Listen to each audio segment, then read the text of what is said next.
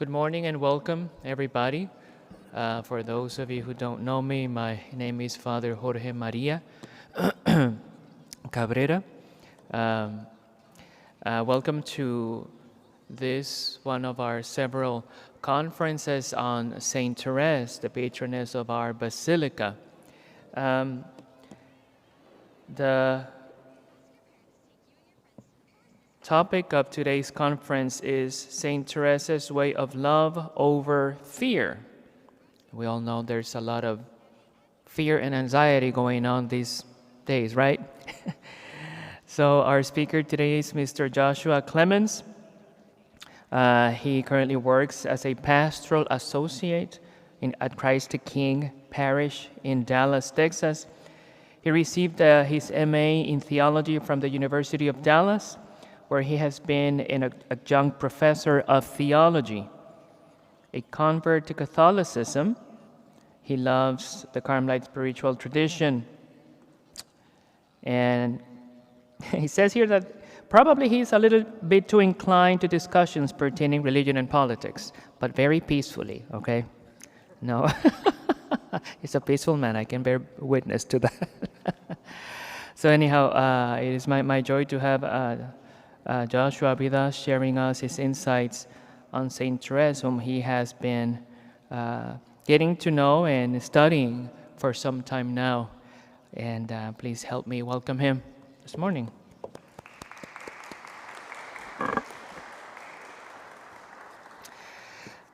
Just please remember that our conference will be divided into two 45-minute segments, divided by a 20-minute break. And as you saw, there are snacks and things you can get in the foyer. We're just going to ask you that whatever you eat or drink, to eat it and drink it at the foyer. Don't bring it into the church. Thank you very much. All right. Good morning. Sure, I'm glad you're here. Thanks for setting aside some of your time. I'm lift it up a little. There we go. Can you hear me okay? I'll try to project to the back as well a little bit and slow my speech. I sometimes like to speak really fast. Some speech professor in my undergrad years said that if you're from Texas and you speak too slowly, they'll think you're dumb, so you have to speed it up. And so I have overcorrected, and in a space like this with echo, if you speak too fast, you'll speak twice over yourself. So I'll do my best. If it starts getting hairy, just look at me sideways, and I'll pick up your face and know that you're not getting it.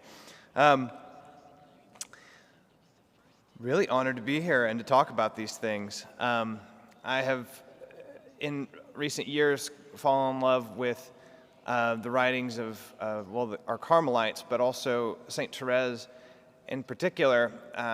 Father Jorge had pushed me to read The Story of a Soul, and I did so very rapidly. And he said, "What did you think?" And I didn't have too much to say, and he said, "Go back and read it again." And so I did, much slower and with much more fruit. And in my experience, Thérèse is she's like a samurai with her words.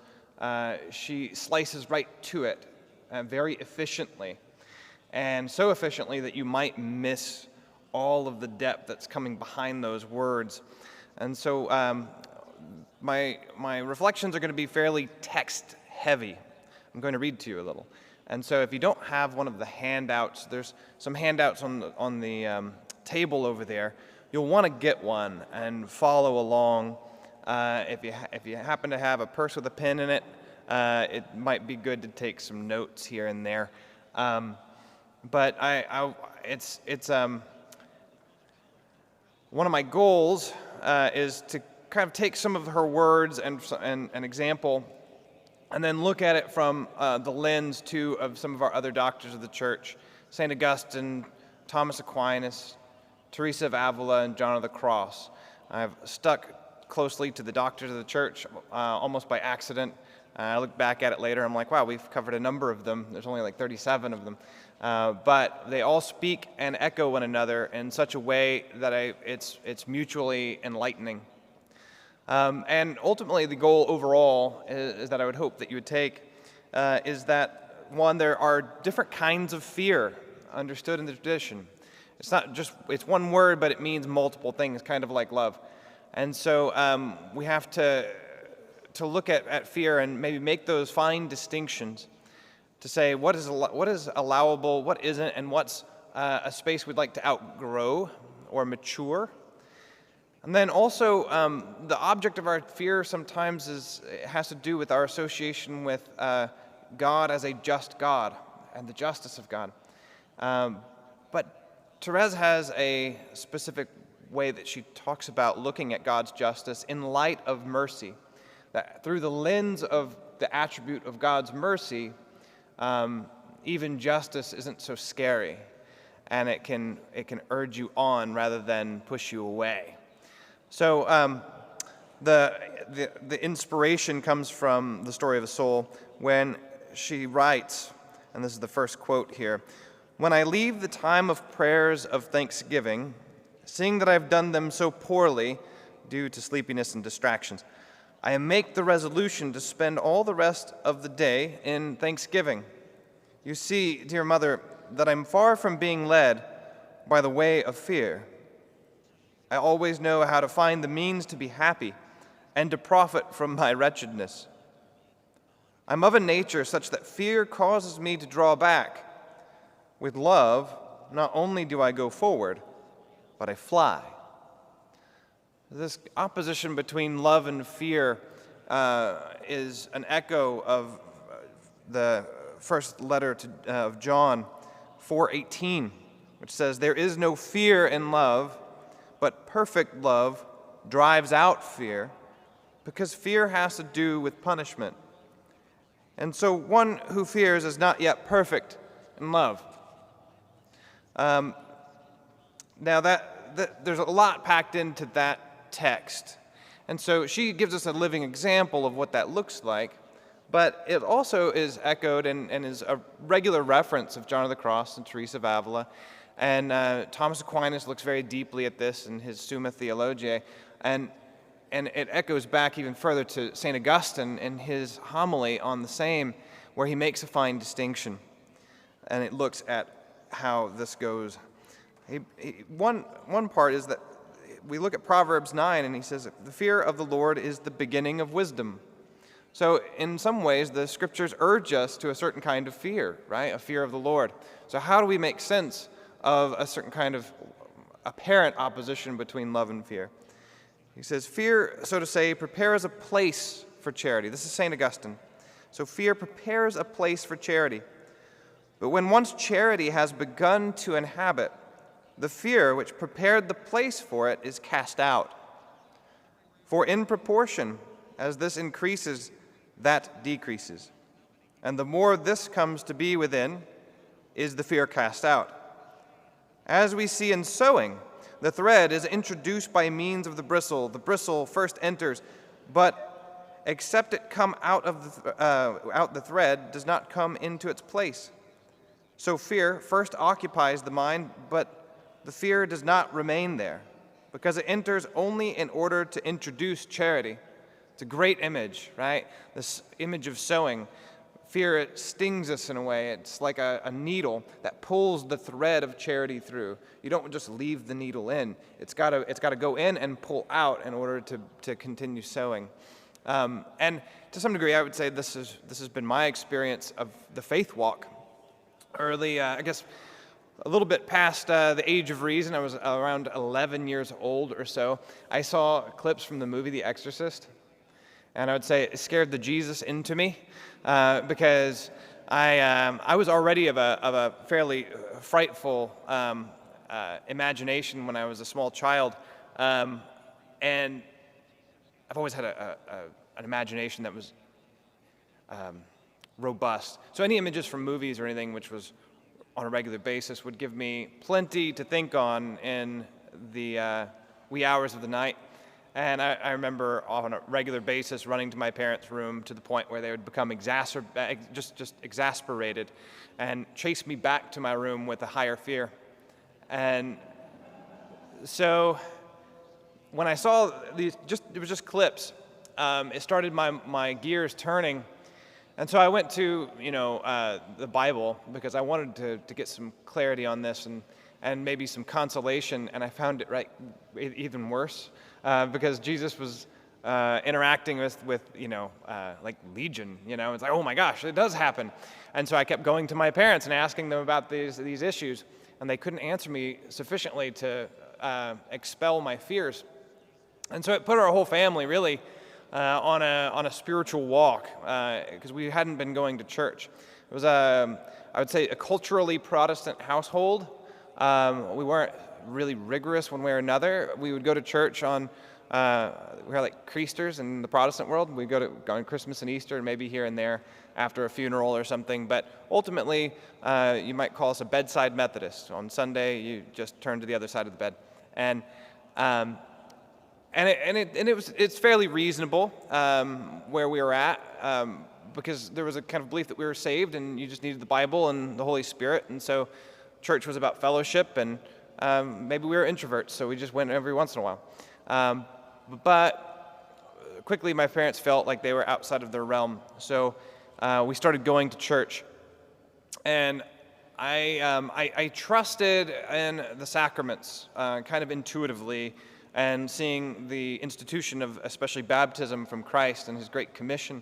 So when I was baptized, I was 12 years old. I kind of put theologizing on the shelf and said, this is just too frightening and too anxiety-provoking. It's beyond my capacity. I'm going to put it over here for a while, and I'm just going to do karate for a little further. That'll be my religion for a time. I'm baptized. I think I'm done. I trust in that. But so I hear Thérèse saying that fear, on both St. Augustine and Thérèse here, fear causes her to kind of shrink, right? To go back a bit. She draws back, and yet at the same time, I hear St. Augustine saying, "Yeah, but that fear also got you to go to baptism. It also brought you to have to trust God and overcome a certain kind of fear."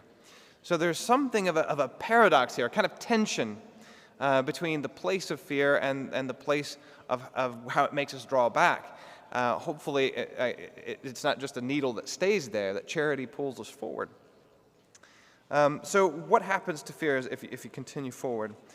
St. Augustine goes on, and we'll look at distinguishing two kinds of fear. "Behold, the Spirit of God has breathed into and filled two hearts, has moved two tongues, and we have heard from the one tongue, there is no fear in love, but perfect love casts out fear. And we have heard from the other, the fear of the Lord is chaste, enduring forever." Psalm 19:9. So he's talking about the inspiration of two sacred writers. You hear the scriptures saying seemingly two different things. How is that tension settled? How is this? The note seems to jar. No, not so. Rouse your ears. Mark the melody. It is not without cause that in the one place there is added that word chaste. In the other, it is not added. But because there is one fear which is called chaste, and there is another fear which is not called chaste. So that's the distinction, chaste and unchaste fear. He gives us another great image.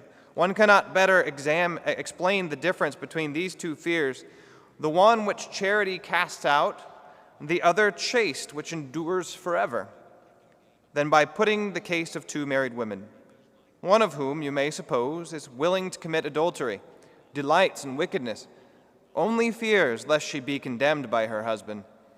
She fears her husband, but because she yet loves wickedness, that is the reason why she fears her husband. To this woman, the presence of her husband is not grateful, but burdensome. And if it chance she live wickedly, she fears her husband, lest he should come. The other loves her husband, that she feels that she owes him chaste embraces, that she strains herself with no uncleanness of adultery. She wishes for the presence of her husband. The one says, I fear my husband, lest he should come. The other says, I fear my husband, lest he depart from me. The one says, I fear to be condemned. The other, I fear to be forsaken. Let the like have place in your mind, the mind of Christians, and you find a fear which love cast out, and another fear, chaste, enduring forever. So this fear of God coming again at the end of time, right? The fear of the final judgment. On one side, we should say, hasten the day. I fear that he's not around, rather than that he come. So if you're afraid of being caught, then you have an appropriate reason to fear, and there's a good reason to have a goad to move you back to charity, the needle that needs to pull the thread through. But once the thread is there, the fear is different now. It's a chaste fear. This would be the fear of the Lord that is a gift of the Holy Spirit, that leads us to wisdom, which is another gift of the Holy Spirit. One gives way to another. And another way that this is talked about isn't only in terms of a marital analogy, but also that of a child to a father. So we talk about servile fear versus filial fear, or the fear of a son to a father. God has given us the Holy Spirit, which is the spirit of sonship, or the spirit of adoption that allows us to cry out, Abba, Father. And for that reason, we have a kind of fear that it's infused as a gift of the Holy Spirit that would be, ideally, a kind of a filial fear that then fears lest I do something to hurt the tender heart of my Lord, right? That I have some kind of power within my hands that he has placed before me. To me, an image of this, whenever I became a father, I'm the youngest in my family, and I hadn't held too many babies, and I was really quite worried, honestly, when my child was coming, not simply of providing for them in a home and food and whatnot, but also just holding them. Like, what if it dropped this poor child? Like, there's so much meaning here. It's like my life has changed. Here's the meaning of my life. Here he is. Oh my gosh! Like I'm holding the meaning of my life, in some ways, or the meaning of my vocation. And I think of Saint Joseph holding the Christ child for the first time. It's like double whammy. Here's God incarnate. Don't drop him. So next time you receive communion, maybe you could think of poor Saint Joseph and the fear of the Lord that must have been there. The kind of reverence and awe, an awe that is awful and awesome at the same time, having that same kind of root of awe. There's something kind of terrifying and in a good way that kind of allows you the tension to stay the course. There's something about the kind of there's a problem on a natural level of not having enough adrenaline, adrenal stress. It's not a great thing. You need something to kind of push you forward. And in some ways, the fear of the Lord, this filial fear, is kind of like a spiritual version of adrenaline, right? It can help you stay the course, and you want to stay the course out of love, not simply out of fear of punishment. Okay, so this transformation of fear, at some level, fear of punishment can get us going. That was me when I was 11 and 12, right? And I fell away for a little bit and went, knowingly or unknowingly, the way of the world. Ended up having a girlfriend in high school into college. And this was one of those immature, naive zeal of a 19-year-old into 20 kind of space. And we broke up. And right, the broken heart of the late teenager trying to make life decisions. I was like, why, God, why, right? Why did you do this to me? Why did you take the scalpel to my life? And as soon as the question was out, the answer was ready at hand, because I knew dang well that wasn't a very good relationship and he was actually saving me again. But salvation sometimes is bad news before it's good news, and it's good news in hindsight. But even in real time, I knew it was not a very good relationship. It wasn't healthy. It wasn't going to be conducive to the life that God had in mind for me. And yet it still, kind of puts a 19-year-old in a fetal position, saying, why, God, why? And the nice thing is I was praying again. Now it started me back going, what was it that I put down when I was 12 and am now picking back up at 19? And I started kind of probing some friends of mine who I knew had a spiritual life, and they gave me a very simple insight. I said, why do you think God made us? Kind of frustratedly, This is for a relationship. And I went, Okay, I hadn't thought about it in those terms. I thought about, we have door number 1 and door number 2. There's hell and heaven, and I just got to make sure I am on the right course. But it's not just about avoiding punishment now. Now you've put something positive before me, and I just lost a relationship that I know I can't rely on very well. I cast myself into the hands of man, and it came up hurting. Now, what if I put myself in the hands of God? What if I pursued this relationship as though it was the most important thing? And that was exciting and meaningful, and a slight paradigm shift in my view of God. Suddenly the fear starts becoming losing that relationship, losing that divine romance, a much higher, more meaningful thing. And if you continue down that path, and you grow in holiness, what ends up happening is a certain kind of servile fear gives way to filial fear more and more. St. Teresa of Avila talks about when this happens. She talks about the prayer of quiet and her interior castle. She says that this interior sweetness and expansion can be verified in the fact that the soul is not as tied down as it was before in things pertaining to the service of God, but has much more freedom. So it's not simply out of servile fear that you start going to church or fulfilling obligations of a religious kind, but instead you're much more free. It's much more like, imagine someone who is learning an instrument, say a piano, and they have a maestro who's teaching them, and it's a strict discipline, and they almost are afraid to step out of bounds of the lessons up to a point. But then there comes a point when they start getting enough capacity, enough of that art, that they can start kind of improving or adding their own slight flair. Because they have mastered the basics, now they have a certain kind of freedom, not to break with the basics, but to spin them around in such creative ways that it expresses a certain kind of freedom. This is like the story of the saints. The saints are so distinct when you really look at them. It's not mundane. Evil people in the history of the world seem to kind of come together and they look alike in a way. Their personality is kind of flattened, but St. Francis is so distinct from like St. Louis. They have certain key elements. They both have charity, but they have a different expression of the same rules. Just like the rules of music, you have all the variety of expressions that get spun out into all kinds of art. So our life is kind of like that. And in the dialogue with God, there are certain kinds of rules like charity, right? We have the law, but that law is a law that is also perfected as grace in us, that spins out and is not contrary to our nature, but helps us to fulfill it, to become what we're called to be saints.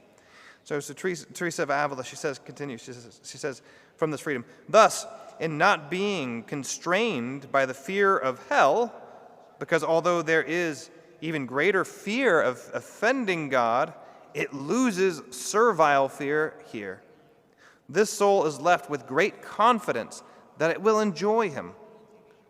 The fear it used to have of doing penance and losing its health has disappeared, and it now thinks it will be able to do all things in God and has greater desire for penance than previously. The fear it used to have of trials, it now sees it to be tempered. Its faith is more alive. It knows that if it suffers trials for God, His Majesty will give it the grace to suffer them with patience. Sometimes it even desires them because there also remains a strong will to do something for God. Since its knowledge of God's grandeur grows, it considers itself to be more miserable. Because it has already experienced spiritual delight from God, it sees that worldly delights are like filth. It finds itself withdrawing from them little by little, and it is more master of itself for so doing. In sum, there is an improvement in all the virtues. So in this life of prayer and learning the delights of God, there you have this irony, not of a masochistic kind where they just love to be hurt in some way, but this desire to do penance, to take on trials, to be courageous in front of the crosses that God gives us, to take up the cross in a fashion kissing it and saying, I've looked forward to this day, in order to put one's heart before oneself. There's a kind of cottage industry in marriage ministry to talk about the full expression of marital love. And I've come to find that actually what they haven't talked about is unloading the dishwasher enough, because that has become more and more the full expression of marital love in my world. And it's because it's not one of simple pleasure, but of little crosses taken up well. And so, and I don't do it necessarily just for myself, right? It's not one of my favorite things to do sometimes. I would much rather do something else.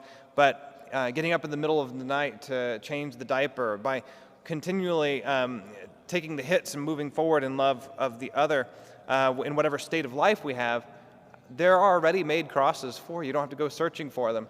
But the attitude with which we approach them can be out of a servile fear of hell, but it can also be out of this more filial fear of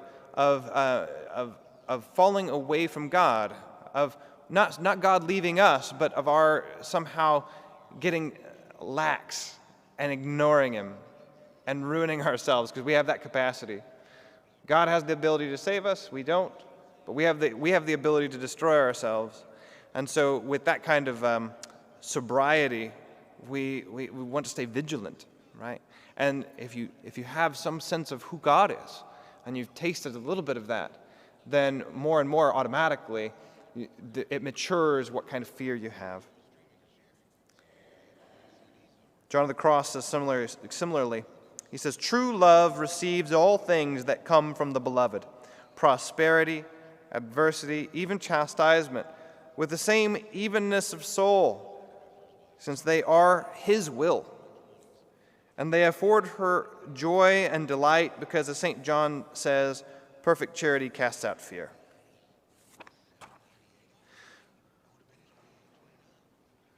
So we have these various kinds of fear. And I've talked about chaste and unchaste, or servile and filial fear, and how that matures. Thomas Aquinas, in looking at this, will add two other kinds to that. And so one of them is initial fear. Initial fear is a kind of umbrella. It's that thing that's at the beginning. It's that needle. And it's a little bit servile. It's a little bit filial. One is a little bit heavier than the other. And they kind of exchange places. But they can coexist within us on this side of heaven. But in heaven, there isn't any more servile fear. Love is perfected completely. There is none. It's only you could maybe talk about a filial fear, but only in a qualified way, because you're confirmed in heaven. There are no more fallen angels, and no saints are going to fall out of heaven, because their wills are confirmed in love of God. And so you can only talk about it in a kind of enduring forever in a kind of qualified way. It would be awe and reverence, but no longer a fear of sinning. But on this side, we kind of have both. And if all else fails at some point, it's a good thing to goad sometimes with servile fear. And St. Ignatius, in his spiritual exercises, he begins the whole thing by kind of stirring servile fear and making use of it. Same thing with St. Francis de Sales in his introduction to the devout life and his meditations. The content of the meditation stirs us to fear. But it doesn't end there. You don't just start in the first days. The goal is to bring a person and order them more and more to love and a reflection on God's mercy. And so ultimately that is what ends up feeding our sense of courage with God, our confidence, our hope in God. And the right kind of fear is meditating on not so much just God's justice, but His mercy, which is what we'll take up on the second portion. So servile, filial, and you can have an initial version of that develops. But then there's another one called human or worldly fear. All right. And I'll use Jesus' words. I don't have it on your sheet, but it'll sound familiar to you. Maybe it's already come up in your mind. Jesus says in Matthew 10, verse 28, "Do not be afraid of those who kill the body, but cannot kill the soul. Rather, be afraid of the one who can destroy both soul and body in Gehenna." Oh, these might be kind of hard words, right? Okay, first, don't be afraid. Be afraid, right? Oh, okay. Well, we've already dealt with that tension a little bit. You've already been, in some ways, given the tools to start thinking, okay, so on one hand, it's fear of the Lord, but here this would be don't have worldly fear, don't have human fear. But then he goes on, he says, he doesn't leave it there. He softens it. He says, are not 2 sparrows sold for a small coin? Yet not one of them falls to the ground without your Father's knowledge. Even all the hairs of your head are counted, so do not be afraid. You are worth more than many sparrows. So on one hand, he says, do not be afraid of the things that the worst the world can do to you, take away your life. But instead, be afraid of God. And even there, don't be too afraid, right? You are worth more than many sparrows. Over and over again, Jesus, whenever the disciples see him and they think maybe he's a ghost, he says, be not afraid, do not be afraid. It is I. What if you don't know him? Then you might be afraid. But if you know who he is, then you wouldn't be. That would be consoling. On one hand, you say, oh my God, it's God, and you'd fall to your face in awe. And on the other side, God comes to us in a human form so that we don't fall on our faces, right? Why doesn't God show in all of his glory at every Mass? Why does he come as a little piece of bread? He is in all his glory at every Mass, but not so that you can see it's hidden, right? Well, because you wouldn't be able to receive him if you saw him for how he was. You're just not quite there yet, right? So he doesn't want us to be completely afraid of him. He wants us to be able to come to him with a degree of confidence. And yet, there is this sense of don't have worldly fear. So the analysis there, how do we understand our worldly fears? Because surely we're afraid of things. I know for me, I am afraid of heights. I hate heights. I don't like to go to very, very high places. We have a big bell tower at Christ the King, and my coworker likes to go up there. He likes to do drone shots and everything. And he's like, I'll take you up to the bell tower. I'm like, you keep your bell tower. I like here on the ground where it's stable and immovable. Vertigo is not my friend. I didn't have a bad experience as a kid that I know of. Maybe my parents dropped me and it's stuck in there. I don't know. But heights. Now, I'm not necessarily fighting my fear of heights unless I absolutely have to. I think it's a pretty healthy fear. Like, I think it's adaptive. It's kept me alive this long. So there's something to be said for these kind of natural fears. Now, fear, we'd say, it would become a vice only insofar as we miss a certain kind of golden mean. Most virtues are a mean between two various vices. So the virtue associated with fear is fortitude. It mitigates it. It puts it in its proper measure. Fortitude, courage. We have prudence, justice, fortitude, and temperance as our cardinal virtues. Well, fortitude is that one that helps us to habituate in making sure that our fears are measured. And the other fear I had was public speaking. Oh my good gracious, public speaking had me like biting my nails throughout all of elementary school. At any point, the teacher could call on me. I remember doing math, the little flashcards where we'd race, but it was in front of everybody. Oh man, I thought I was bad at math. I was just bad at seeing straight when I was in front of everybody. And so I remember I was at a retreat in college, and it was a Christian retreat, and it was at the beginning of my kind of conversion back into the faith. And I had become Catholic by this point, and I was on fire about it. I read the Catechism of the Catholic Church, thought it was just a gold mine of awesome. And so I ended up going to this retreat, and they had these skits, and people were silly and having fun with each other, and it was a good old time. And I'm like, this is purgatorial for me. I hate this. Like, I do not want to be any part of this. I like everything else in the retreat, but you keep your skits to yourself, and I don't want to be up in front of people. And they forced me to do it anyway, and I still hated it. And the thing about it is, everybody else seemed to have so much life in it. It was like they were tapping into a social space and a fellowship that I couldn't touch because I was afraid. Fear was a barrier to a fuller, more abundant life, and I was angry about it. And so I went home, and I was meditating on it, and I was sad about it, and I had a good session with my parents about it, and I decided, I'm going to have to overcome this. I'm going to have to do this. So I went to that gold mine that is the Catechism of the Catholic Church and went and looked up fear in the back, and then I found fortitude. I went, oh, well, this is a hard teaching, because you know how you overcome fear? Practice. I was like, oh, you kidding me? I have to habituate this? Okay, so even just basically just virtue ethics. Aristotle could have taught this. It didn't have to come from the Catechism. Human fear can be dealt with in some ways with a human virtue. There's a natural capacity to say, I'm going to get myself used to this. So I signed up to start doing talks for the youth, and then that became for the college ministry, and then pretty soon I was in front of people all the time, and largely got it under control. So I'm here with you, right? I'm not shaking in my boots to talk to you. I'm actually excited to do it. But that's one way of handling some of the worldly fears. Worldly fear becomes an extreme vice whenever you need to overcome it for something virtuous and necessary, and you don't. Then it's cowardice, right? That would be one side. On the other side of fortitude, you have cowardice, where you don't overcome fears, even though you have a good reason to do so. Might be afraid of heights, don't want to jump out of the plane, but you're in a just war and you've been recruited into the military, so guess what? You need to be courageous, right? The other side is daring. I have a fear, I'm going to overcome it for the sake of overcoming it. I'm an adrenaline junkie. I'm going to put myself at risk as though I wasn't important just because I'm afraid and I'm ashamed of being afraid or something.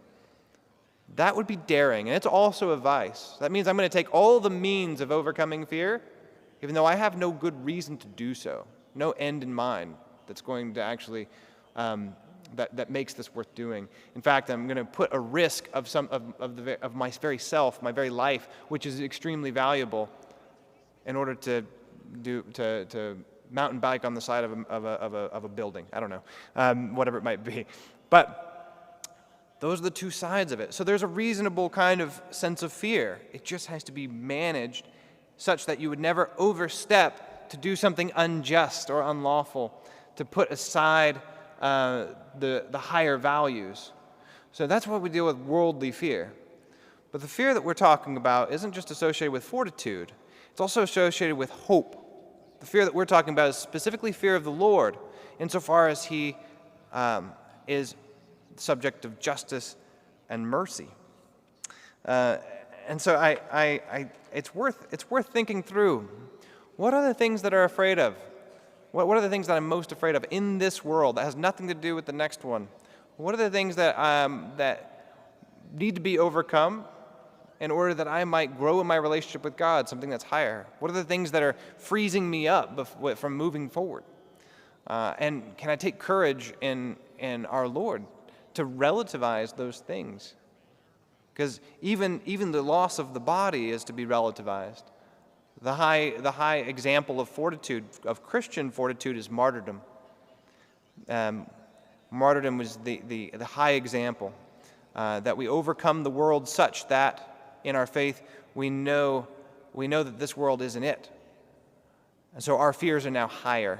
Our fears are the fears that might become initial with a heavy servile element. A servile element that's like a backstop.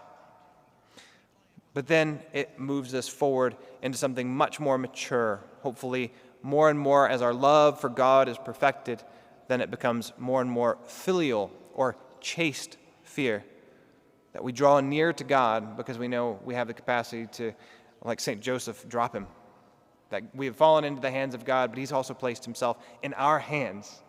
So with awe, we see that mercy and go, okay, this is the kind of God you are, and I need to try to be as much of a saint as I possibly can with your help. Okay.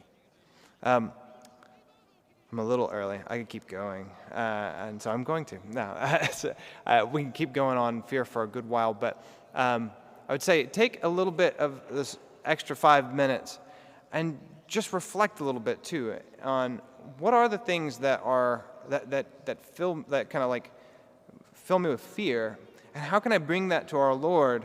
How can I become more courageous in a Christian way?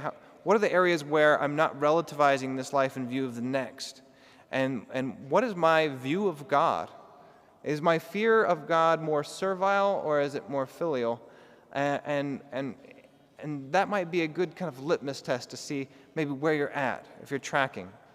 And then in the next little bit, my goal here will be to look at things that are generally fearful to us, and see the example of Thérèse and how her lens on God, what she has chosen to attend to in God in her meditation and ultimately in what she has experienced in her reflection on her experience, has fostered in her a kind of disposition that is worthy of our emulation. All right, friends, let's dive back in. We had some robust conversations outside. I appreciate you. Before I jump into mercy and justice, which is heady, we've already been into some intellectual territory that I hope is enriching, and it might be really rich. So with that in mind, I've given you plenty of footnotes in there that I'm not reading from. They're from the Summa Theologiae, and you might have to read them 5 times, but it's worth your while. And my hope is not that you would necessarily walk away knowing all the things that I've said, but at least feel like you might have something worthwhile here to meditate on, to fill up some of your prayer time, because it's worthwhile themes. One of the questions that I thought, well, this is just worthwhile to stay on for a little bit with everyone. I've made a number of distinctions. We've talked about initial fear, which would be like that needle that goes in, and sometimes that's very servile. In other words, it's the kind of fear that a servant might have of like losing his job. Its point of reference or its principle is one's love of self, what I might lose and what I want to keep for me. But filial fear, or chaste fear, it's the same thing essentially. The chaste fear derives from what I was talking about with St. Augustine, those two brides, one of them unchaste, one of them chaste, one of them afraid of the husband coming home and finding her unchaste, so she's afraid of the punishment, she's afraid of what bad thing that might be for her, whereas the other is afraid of being unchaste and doesn't want the husband to leave, doesn't want him to forsake her, wants to be chaste before her husband. So that's chaste love. Every soul is in some ways the bride of Christ or feminine to God. And so in that way we can see ourselves in relationship to the bridegroom, and we can call the fear chaste. But in another sense, we can talk about filial fear, which has to do, and it derives from our relationship with God as a child to the Father. And that filial comes from the Latin root for son. Not to be confused with the Greek philos, which is brotherly love, slightly different. So that came up as a good distinction. Never thought about getting that one mixed up, but it would be easy to get mixed up. So this has to do with our relationship with God, our Father, like in the sense of God is our Father, and the Spirit that we've received is the Spirit of adoption, of childhood before our Father. So in that way we can have a fear. I know. As a father, I have tried to instill both of these fears at various times. And whenever you're very young, the servile fear is the only one that works. The child's empathy isn't quite so sufficient that they really care about dishonoring me, but they do care about losing out on the candy. And so I used it, right? And God is pedagogical in the same way. He walks with us. He matures us. So when we first begin, we shouldn't be surprised that we have a lot of kind of self-love there, because we feel like we need to protect ourselves so much, that we're afraid that God's going to take away the good things that He wants to give us. And we do all that we can so as not to lose the good things. In fact, this is reflected in contrition too, the act of contrition. Right? If you say the act of contrition, you notice that it starts with this. Lord, I'm heartily sorry for having offended thee, because I fear the pains of hell. Right? I fear punishment. That's servile fear. And if you only had that, we call that's called attrition. It's not perfect contrition. That's attrition. I fear the pains of hell and the loss of heaven. Oh, the loss of something good. So not just the application of something bad, but the loss of something good. I don't just fear an evil thing, but I fear the loss of a good thing. But most of all, because they've offended thee, my God, who art all good and deserving of all my love. That is contrition. That is where it is in reference to the God whom you love, rather than just the self that you love. Not to say that you shouldn't love yourself, right? Love of neighbor as self. The model of your love of neighbor is your love of self. But you are to love yourself in God. He's the one who makes you worth loving because you're in his image and likeness. Because we derive our meaning from the very source of meaning, we have every grounds objectively to love ourselves. So we love ourselves in God and for God's sake. That would be the goal of perfect love, right? And albeit we probably don't have perfect love, but we're striving toward it. And we ask God to perfect that in us. All good and deserving of all my love. Is that how we see God? And this is the reflection. When we meditate, when we pray, when we place before ourselves the Scriptures, when we learn of God who reveals himself perfectly in the Son, when we are approaching the mysteries of the life of Christ, he's showing us God and who he is, and we always get to know him a little bit more and a little bit more and a little bit more. You never have God fully in a box. He will break out of every box. He's always bigger than your brain. As Chesterton says, we don't want to get our heads into the heavens. I'm paraphrasing him, but our heads into the heavens, we don't want to get the heavens into our head, but instead our head into the heavens. We have to be satisfied with that, because otherwise our heads will explode, right? We can't actually get the heavens into our head. We are finite, he is infinite. For whatever similarity there is between God and a creature, there's a greater dissimilarity that exists. So in some fashion, we are always open to learning more about this God who is so much better than we can ever imagine or conceptualize. And we have to keep striving in that direction. The more we do, the more we'll find that intuitively. We say, yeah, God who is all good and deserving of all my love. I'm happy to love myself in him. And we can say that contrition with a different attitude. And before we ever have contrition, that's sorrow for sins that have happened. We can have a fear of them before they happen. Right, and so that's kind of what we're talking about. Okay, so the question, should we fear God or not? And how does this work? Well, it's good depending on where you're at, what kind of fear you have. Servile fear isn't a bad thing. It can move you to attrition. It can move you to go to confession, right? That's not a bad thing. I know that at one point in my life, I had fallen pretty far away from my Catholic faith. This was after my conversion. I was in my mid-20s and had gone astray. And the thing about going astray whenever you know better is you can't presume that you're going to be sorry for it later. You can get hardened in sin, which is a weird insanity. It is a hardness of pride that you don't even like, and a dissonance that you have in your mind, but you just stay the course of sorts. But the truth about our trajectory and the real possibility of punishment and eternal perdition was enough for me to go, I should probably go to confession. I'm kind of sorry. I want to amend my life. I'll amend my life out of self-love. And going to confession for that, the actual sacrament can fulfill what's lacking in the perfection of your contrition. So I went, and it was a life change moment, but that I didn't feel on the level of emotions. I went in emotionally flat, and I left emotionally flat. It wasn't a change that was an ecstatic retreat moment, a retreat high of some kind.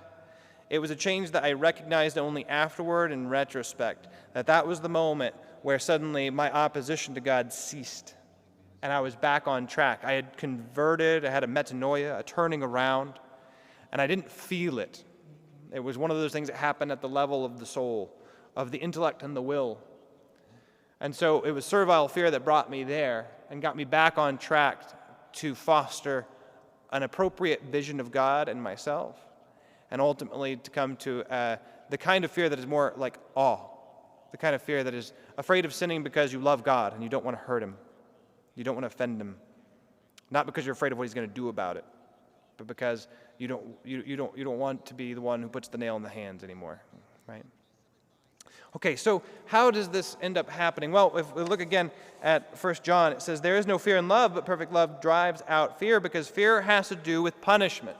So let's look at punishment, right? And where does punishment come from? From God, who is in his justice in part. But we talk about mercy and justice. Fear causes Thérèse to kind of draw back. Love, which gives you a filial fear, so she doesn't have to talk about that, but love actually draws her forward. How can we do the same? St. Thomas Aquinas says, in God we may consider both his justice, in respect of which he punishes those who sin, and his mercy, in respect of which he sets us free. In us, the consideration of his justice gives rise to fear, but the consideration of his mercy gives rise to hope, so that, accordingly, God is the object of both hope and fear, but under different aspects. So it's in part a matter of perspective. Oh man, if I had this, I would totally put it right in here, like a video for you to see. There's this thing, go home and YouTube this. It's an awareness test. It says, this is an awareness test. Okay, spoiler alert, I just have to tell you about it. So it's not going to work on you, but use it on somebody who hadn't been here and watch what happens. It's really fun. There's a thing called attentional blindness in psychology where there's a lot of things that are happening on your retina, right? So you're sensing the world in some way, but not everything that happens that enters into your eye do you see, do you attend to, do you perceive. And so if you're not looking for it, you oftentimes miss it, right? I got to come in here yesterday and look around a bit, and I totally missed the John Paul II back over there. Had somebody told me, look for the John Paul II, I wouldn't have missed it, right? Walking the same path, it would have jumped out at me into the foreground of my consciousness. So this awareness test is fun because they've done this in social psychology. It's been repeated over and over again. They got stats on it, on how solid this is. They say, count the number of passes, and you start counting the passes. And you're like, okay, 13, I got it, I'm pretty sure. And they're like, yeah, 13. But did you see the moonwalking bear? And then they rewind it, and they put it back, and sure enough, there is the dude dressed up like a bear that moonwalks across the screen you feel like an idiot for not having seen it. Same thing, I think, in life. Depending on what you're attending to, what you're looking for, well, if you're just looking for God's justice, you will find it. You will see suffering, you'll see sin and go, yeah, we're getting what we deserve, right? You'll see it. And it's not untrue. Somebody says, no. You'll say, but, and you're kind of right. It's not. The problem isn't that it's true. It's just that it's not the only truth. You're missing the bigger picture, the moonwalking bear. It's mercy that's primary in God. His will is love and mercy itself. But how can mercy and justice coexist? How do we understand that?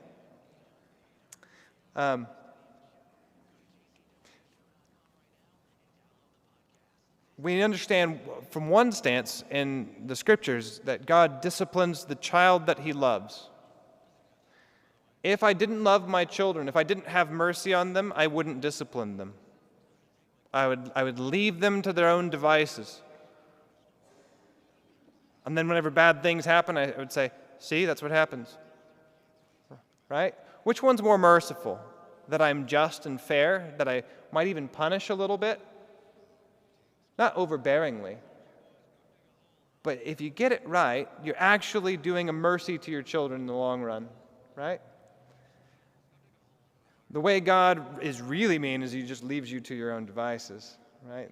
And he can do that justly. But mercy might feel like God's after you.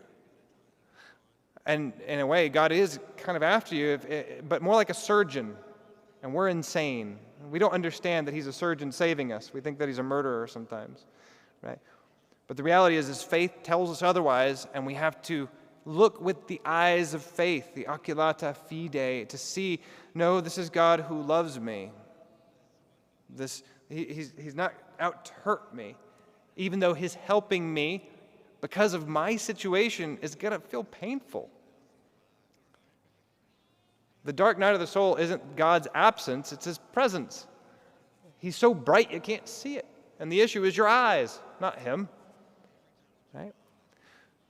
But it's faith that tells us this too, over and over again. You have to hold on that God, whenever he comes to us and reveals himself not simply and only as Yahweh, I am, that am, but also Yahweh saves, Yeshua.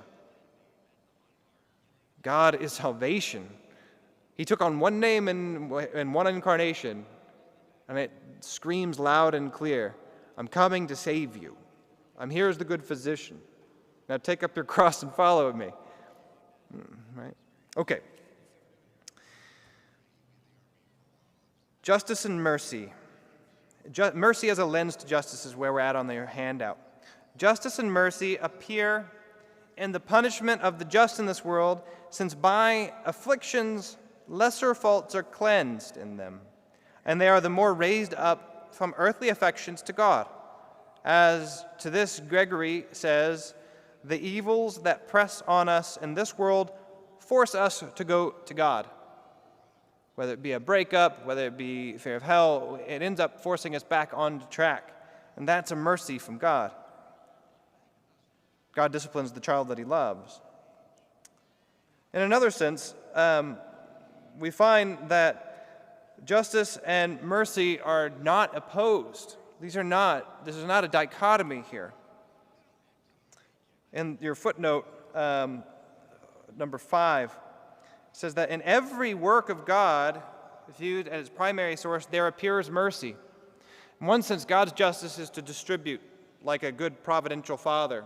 My children tell me I'm not fair all the time, right? Whenever I give to one child something, that's not fair, he gets that, right? Well, they're claiming that I'm not being a good distributor. I'm not being just.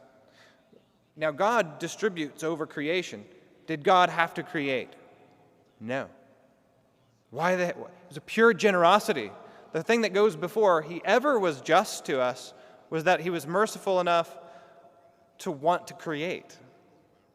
Out of nothing, he brought out something, and he didn't have to. It wasn't simply his justice that did it. It was his generosity. It was his charity that was overflowing. That's on one hand. On another hand, we have this really interesting thing as Christians. We talk about justification, which takes its name from justice, being made just before God. What is the ground? How did God justify us? He became one of us and died on a cross. An ultimate expression of gratuitous mercy. He didn't have to do it that way. He could have just done it by fiat. He could have just said it. But he said, no, I'm going to become incarnate, and I'm not just going to have a paper cut. I'm going to go through torture. He could have done it another way, but this most thoroughly expresses his love for us, that he wants to go all the way, that he wants to suffer with us. Mercy, it comes from that misericordia, right, in Spanish, which is sorrow of heart. Cordia, it's sorrow of heart. It's a compassion to suffer with, to be with the other, to find their pain is your pain. Jesus becomes one of us, and he fulfills the law completely. What is the sum of the law and the prophets? It's 2 big commandments. Love of God with all of yourself, and your love of neighbor as yourself. Did Jesus do this? Perfectly. Are you his neighbor? Oh, therefore, Jesus loves you as himself. That is a consoling thought. And Jesus is the perfect expression of God. God from all eternity is loving you as himself.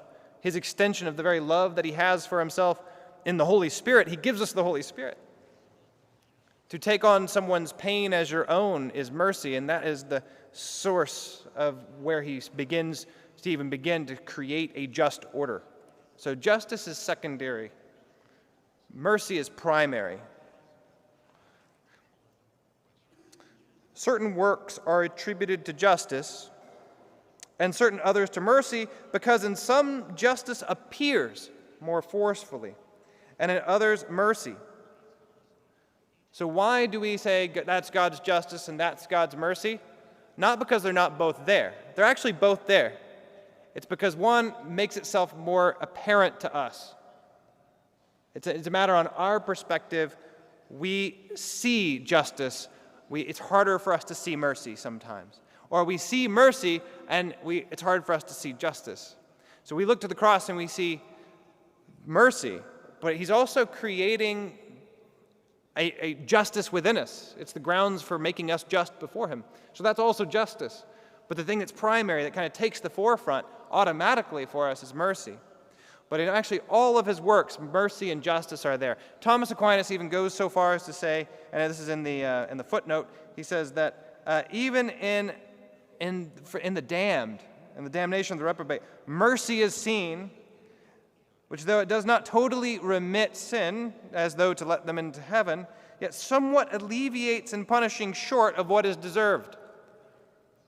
There's even mercy in God's ultimate judgment that sends somebody to hell, because it's not all the same there. There's something, he's pulling his punch everywhere. He's constantly pulling his punches, even in the worst case scenario. So his mercy is everywhere. Thérèse, now we can read Thérèse in light of this. She says, "It seems to me that if all creatures had the same graces as I, God would be feared by no one, but loved passionately, and that out of love, and not out of trembling or in fear. No soul would ever consent to cause him grief." Right? The only fear would be to cause him grief, and you would do that out of love of him. "I understand, however, that all souls can't look alike. There have to be some from different families in order to honor each of God's perfections." So it is a perfection of God that is justice. That's not untrue, and there are practices that honor that. At the time, we have Saint Marie of Jesus, who made, like many Carmelites at the time, influenced by Jansenism, an offering to divine justice. If you want to learn a little bit more about it, I mean, it's in there. She made these offerings to divine justice, and it inspired Thérèse to do an offering to divine mercy instead of justice, a different thing. Not that one was bad, it was less perfect than an offering to mercy, so there's kind of a higher form. So if you want to look into that a little bit more, I would tell you to go look at the Do-It-Yourself retreat by Father Gately, the 33 Days to Merciful Love, and he talks about the same incident. It's relayed there. And it's also in The Story of a Soul.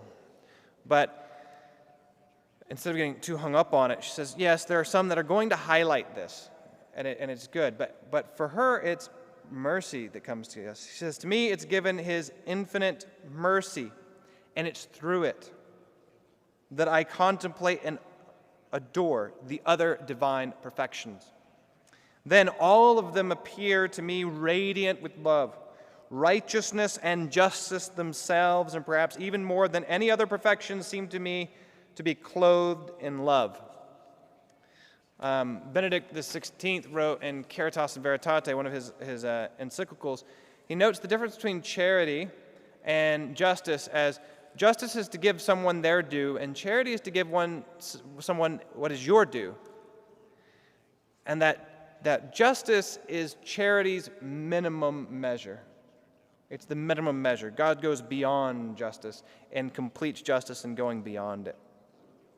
What sweet joy it is to think that God is just. That is, that he takes into account our weakness. He knows perfectly the fragility of our nature. What should I be afraid of? So, is God just? Yes. Could you look just at the justice and be in truth? Yeah. But you'd miss the big, big, big picture. You'd miss the moonwalking bear that's running across the screen. And you'd miss, God didn't come and take the name Yahweh is justice. Yahweh saves. He's calling out, look at this. Don't miss the big picture.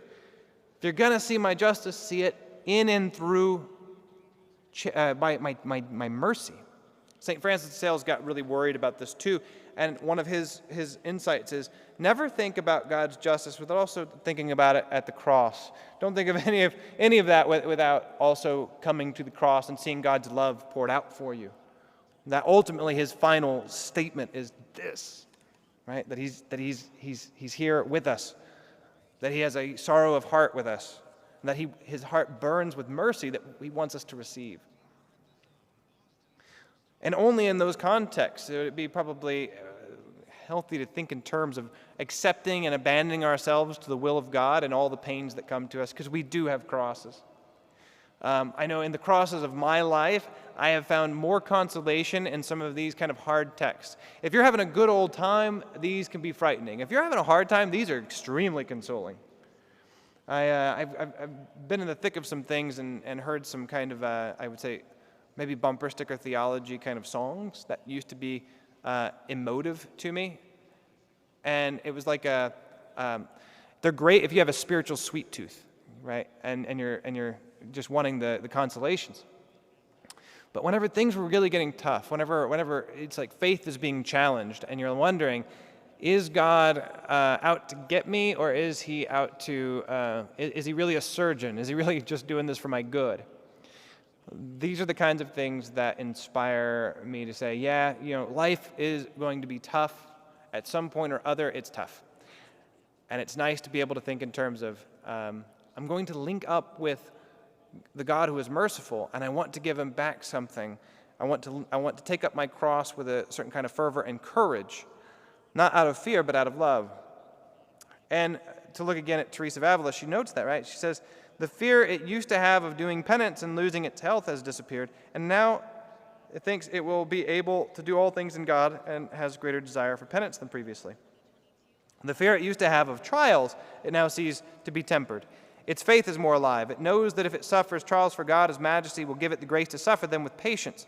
Sometimes it even desires them because there it also remains a strong will to do something for God. The little flower that was transplanted onto the mountains of Carmel, Thérèse says, was destined to open in the shadow of the cross. I was thirsty for suffering and for being forgotten. His bitter cup seemed delicious to me. If we're going to see Thérèse aright, we have to see her in light of not just wanting suffering for its own sake, but seeing suffering as a means of linking up with this merciful God who suffers with us. He suffers with us, and we can suffer with him. And this begins from the very beginning. We are baptized into death and raised into the life. So back in Dallas, I do a lot of RCIA, the Rite of Christian Initiation for Adults, and I work with adults who are coming to baptism. And ultimately, all of the sacraments of initiation, baptism, confirmation, Eucharist. And Thérèse talks about these. So the next couple quotes, she associates them with suffering. She says, when Pauline was going in to enter Carmel, right, leaving Thérèse alone, she's young, she says, in an instant I understood what life was. Until then, I hadn't seen it as so sad, but it appeared to me in all its reality, and I saw that it was only suffering and continual separation. I shed the most bitter tears because I didn't understand yet the joy of sacrifice. So the joy of sacrifice. She at one point, she didn't understand that there could be joy in that. If you see it only from the lens of justice, you probably won't have joy in it. But if you see it from the lens of mercy and you see justice even clothed in it, then in that way, then you can actually find some kind of, you can acquire a palate for this. What's interesting is that the virtue of penance is a virtue, by the way. To sorrow after sin and to take on penance, it's a virtue.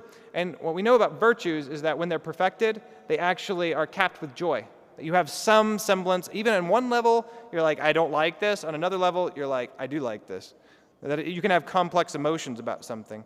I had this for a little while, for a very short period of time on working out. I'd go and I'd work out, and I'm like, I love this, but I also don't love it, kind of, right? There's something in it, in reference to what it can do for you, and right, I have a certain kind of affection for it. In another sense, I don't like push-ups. They're simple, but they're tough, right? Especially if you do enough of them. There's that kind of context is everything, right? So she hadn't yet known that. But she recognizes, too, that even after baptism, you have some readiness for this that is infused in you. Holy baptism must place into souls a very deep seed of the virtues of faith, hope, and charity, since from childhood they're already in evidence. And the hope of future good things is enough to cause them, that is, children, to accept sacrifices. She meditates on the souls of children and sees them ready. When she talks about heaven, they're ready to do penitential acts. This is one of the remarkable things about the children of Fatima and the cause of their canonization, was to see in them heroic virtue. And that heroic virtue was the ability was manifest in their ability to take on sufferings for the sake of the kingdom, even though they're very young. On the day of her confirmation, she says, I received the strength to suffer, for soon afterward, the martyrdom of my soul was to begin. So, a couple things she says about confirmation. It's a completion of baptism, theologically. She says, at last I was going to become a true Christian, or a full Christian. I was going to complete her baptism. She also calls it the sacrament of love. And the church tells us that it gives you strength to fulfill your obligation to witness to the faith, to be a missionary. What's interesting is that she's linked those in very explicitly. The Catechism's a little bit more light on this. She's not. She doesn't hold back. Her witness, the word witness is the root for martyrdom, the ultimate witness. So her witness to Christ in her martyrdom, the strength that she has to be a missionary and a witness to Christ is the strength to suffer well. And after her communion, I felt arising in my heart a great desire for suffering, and at the same time the intimate assurance that Jesus was reserving for me a great number of crosses. I felt myself flooded with such consolations that I see them as one of the greatest graces of my life. Suffering became my attraction. It had charms that delighted me without my being really familiar with them. Until then, I had suffered without loving suffering. Since that day, I have felt a veritable love of it. I also felt the desire to love only God, to find joy only in Him. And when she takes on her vocation, she enters to Carmel, she says, yes, suffering held out its arms to me, and I threw myself into those arms with love. Jesus made me understand that it was by the cross that He wanted to give me souls, and my drawing towards suffering grew in proportion to the suffering that was increasing. For 5 years that path was mine, but outwardly nothing betrayed my suffering, which was all the more sorrowful because I was the only one to be acquainted with it. Oh, what a surprise we will have at the end of the world when we read the story of souls. Right? So to understand Thérèse, something very deep here is being stricken. The life of her own life, she says, it's the story of a soul. Well, what is it marked by? These hidden crosses, right? What we will see, the glory of our cross. We recently had the triumph of the cross this last week, right? It's a paradox. Foolishness to those who are being lost, but to us the power of God. Right? So what is glory? Interestingly, glory. First, this is a pretty glorious place in a lot of ways. It's awe-inspiring. All of the stained glass, part of the tradition of glass in churches, stained glass like this, would be to try to evoke light. Light is the aesthetic of that evokes glory. That God is clothed in light, that the resurrected body will be clothed in light. That's one of its attributes. In fact, early in the church's history, we had these Romanesque buildings where, when you have an arch, it wants to buckle out like this, so you got to buttress it, right? Which is, anybody who has ever tried to build a cushion fort for children knows this. You try to put it together, and it's you got to put something on the sides. They would put these huge things there. You couldn't get a lot of light into the places. And so that's why in the High Middle Ages, right, you have these flying buttresses like at Notre Dame. They look like ribs or like fingers just kind of coming up, just kind of holding it together. The reason you do that is so that you could assure that light comes through those beautiful stained glass, because you want light. You don't want it to be heavy. You want it to be lifting, like levity, like levitation. Like heavy is something like a body that's heavy it doesn't evoke something more like angelic lightness or levity or taking oneself lightly, being humble. A proud person is quite heavy, right? But a humble person is quite light, in a manner of speaking. Glory and light are something. The thing about light is, without light, we're in the dark, right? We don't see anything. If you don't see something, you don't know it. Seeing something intellectually without your eyes is to say, I know something. Oh, I see, right? That's how we talk about it. So light, vision, heaven is the beatific vision where we know God, but it's not a vision like with my eyes, because until the resurrection of the dead, I won't have any. But I hope to have the beatific vision before I have eyes, right? So to see God, to know Him as He is, so as we are fully known, that is to see God with the light of glory, lumen gloriae. So glory is about being widely known and with good report. Vainglory is kind of like the desire to be famous, right? Facebook is so dangerous about this, right? I mean, I want to see God face to face, but then I want to also everybody to know my face, right? And look at what I ate, everyone, right? That instant fame is just a channel for vainglory, the kind of glory that you would have that is in opposition to something greater. But to want the glory of God, God is not vainglorious. He doesn't want to be known so He can feel good about Himself. He never needed that. He's always been known by Himself. He's never been lonely. Instead, the reason why God wants to be known and loved is not out of His neediness, it's out of our neediness. The only way we will be truly happy is knowing truth itself and loving goodness itself. And so to know and to love God is our vocation and our happiness. And so His love for us, His total generosity, is ordered to His own glory, because that's what we need. We need the light of God. We need to taste and delight in that. So what is true glory? And Thérèse talks about this. She says, one day in heaven, we will love to talk to each other about our glorious times of trial. Are we not already happy to have suffered them? Elsewhere she says, I understood what was the real glory, the one whose kingdom is not of this world, showed me that true wisdom consists in wanting to be unknown and counted as nothing, in placing one's joy in disdain for oneself. Oh, like Jesus' face, I wanted my face to be truly hidden, that on earth no one should recognize me.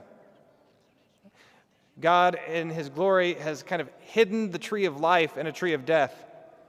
It's only seen through the eyes of faith. He has this kind of messianic secret that is still, in so many ways, a secret. And then He says, now let your light shine. Right? We have a message of a cross that's a challenge. But in and through it, that's where we search for what is true glory. And we have to get to know it by an acquaintance, by a likeness with Him. So that's a lot of kind of deep stuff, right? And we have a lot there. And I wouldn't expect that you'd get it now, but I would urge that meditating on God's attributes of mercy and justice, that you never just leave justice off to its side without looking at mercy. That you see mercy as this desire, this ability to love another as oneself and to embrace even their sufferings as your own. Of course, in a healthy way. We have our own. We have an order of doing that, and the only way we'll ever get it right is if we draw near to Him, and we do so in prayer. We think more and more about His mercy and get to see who He really is. And one of the best ways to see it is meditation on the cross, meditating on how He comes to us mercifully from all eternity, and He goes above and beyond to try to make us like Himself. So I put a prayer here to St. Thérèse of Lisieux. We can pray that together as a way of closing. In the name of the Father, and the Son, and the Holy Spirit. O little Saint Teresa of the Child Jesus, who during your short life on earth became a mirror of angelic purity, of love strong as death, and of wholehearted abandonment to God, now that you rejoice in the reward of your virtues, cast a glance of pity on me as I leave all things in your hands. Make my troubles your own.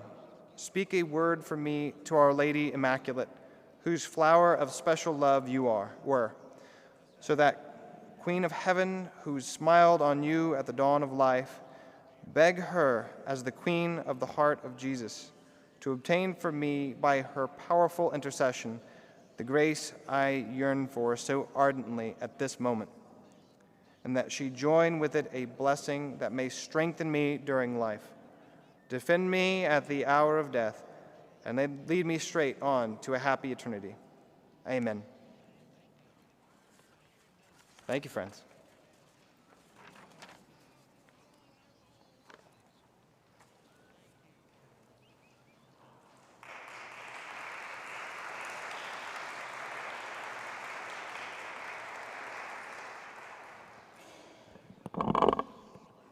Well, thank you so much, Joshua. I'm sure that we all have plenty to ponder and to pray with. Know that we will have Mass at noon, so you're more than welcome to join us. And now it's time for a commercial. We have our Little Flower Catholic store. If you go out this door and then you take a left, eventually you follow the sidewalk, you will see it. For those of you who have not read St. Therese's Story of a Soul, I urge you to do so, her autobiography. I always recommend ICS edition, especially the edition that is the study edition, because in between chapters it has extra information about the context in which St. Therese was writing, and it has questions you can pray with and questions you can discuss with other people. If you're having like a book club or something, like you can meet with people and discuss the St. Therese's writings, that's ideal. So I believe we have that. We still have some copies in the store. And I also recommend the book that Joshua made reference to, 33 Days to Merciful Love. I think we have it also in the store by Father Michael Gately. Another very, very good book on St. Therese is Father Mark Foley's The Context of Holiness. And I think we have that at the store too. It gives you an amazing background of St. Therese's how her holiness, how God made her a saint precisely in the context of her fragility and her woundedness. It's interesting because we're talking about fear and Thérèse grew up being a very, very, very anxious little child to the point that she suffered a nervous breakdown, okay? So this is not the Thérèse like everything was cute and pink and everything was cotton candy and the golden curls and perfect family. No, Thérèse had a hard time growing up. So that makes her message even more significant, more believable and reliable. So anyhow, again, Mass at noon. We hope you can join us. And if you want to stop by our Catholic store, you're welcome to do so. Thank you so much for being here. This has been awesome. If this has been nourishing to you, please spread the word and share this with others. There are more conferences coming up. The next one will be given by Bishop Gary Janek, okay, on Thérèse too. And I'm sure you can find, the date escapes me right now, but it's in our website, okay? So please spread the word and bring somebody else next time with you. Thank you so much. Let me give you a blessing. The Lord be with you. May Almighty God bless you, the Father, and the Son, and the Holy Spirit. Okay, we can remain in peace.